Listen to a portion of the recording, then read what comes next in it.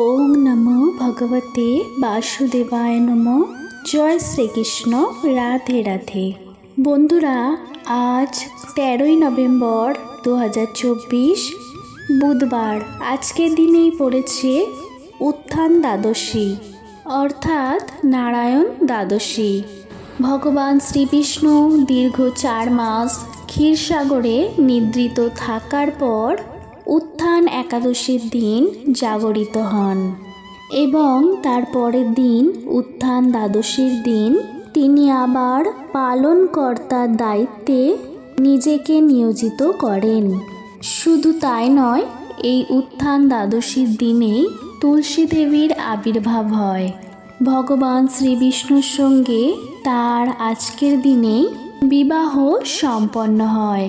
শাস্ত্রমতে তুলসী ও শ্রীবিষ্ণু এক আত্মায় মিলিত হয় এই উত্থান দ্বাদশীর দিনে।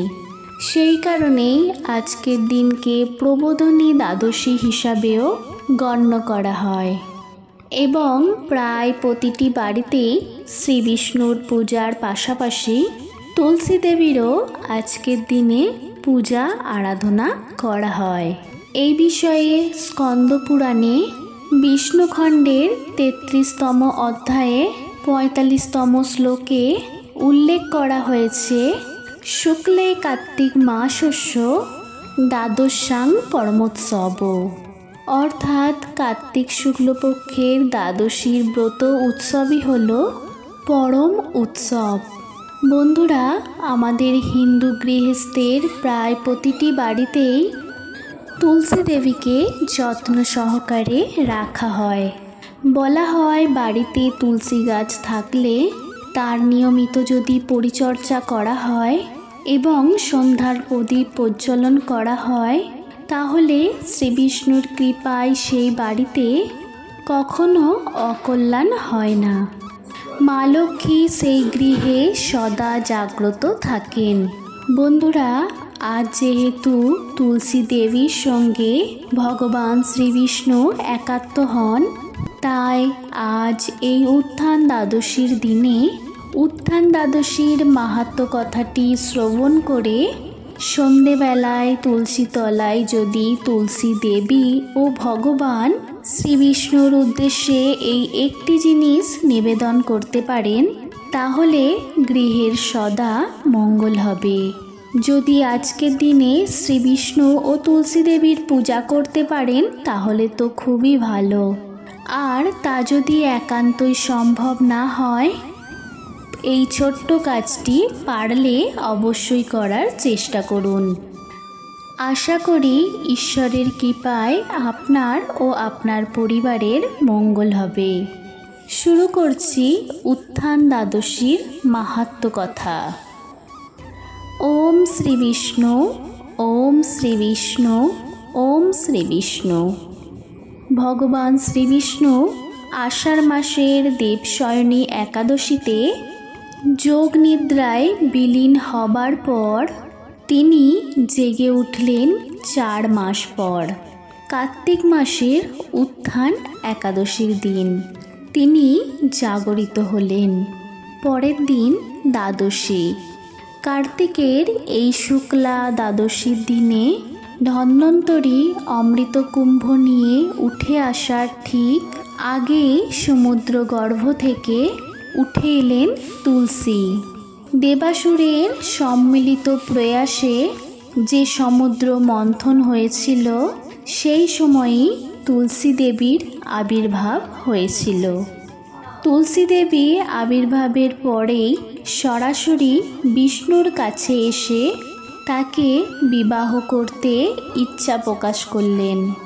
তুলসী দেবী চেয়েছিলেন চিরকাল তার সাথে একাত্ম হয়ে থাকতে।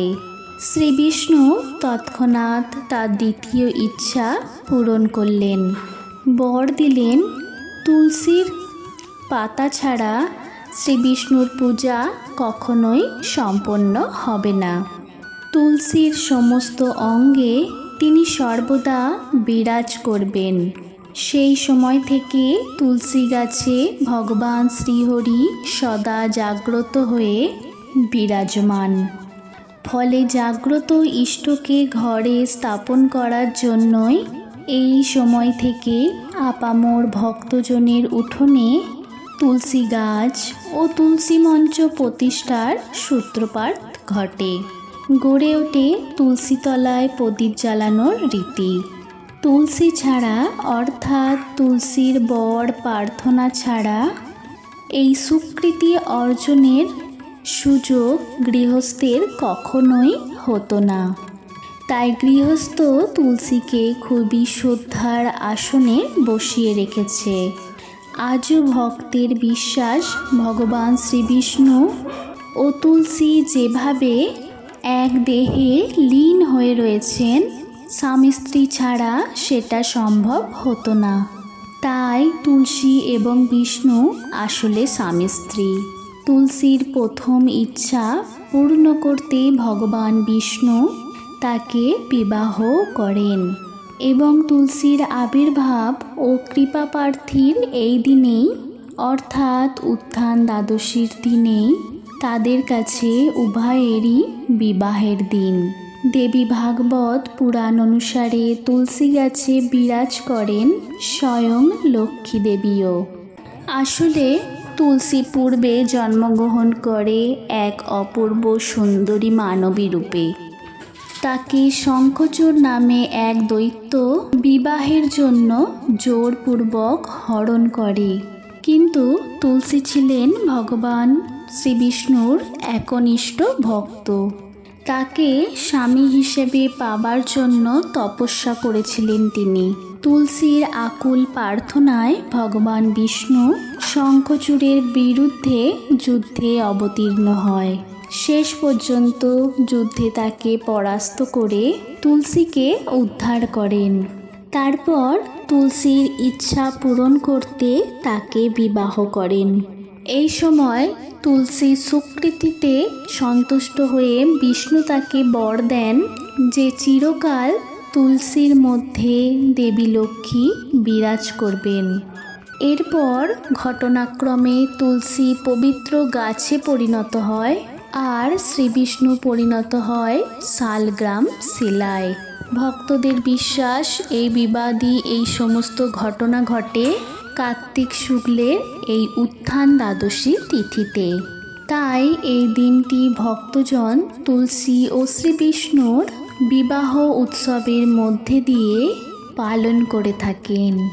স্কন্দ পুরাণে বর্ণিত রয়েছে এই উত্থান দ্বাদশী হল পূর্ণদায়িনী ও পাপনাশিনী তিথি। তাই দ্বাদশীর দিনে দান, তপস্যা, উপবাস প্রভৃতির যে পূর্ণ সমস্তই তা অর্জিত হয়। এই দিন দুস্থ মানুষ, অভুক্ত মানুষ ব্রাহ্মণ ভোজন করান, তা অত্যন্ত শুভ হিসাবে বিবেচিত হয়।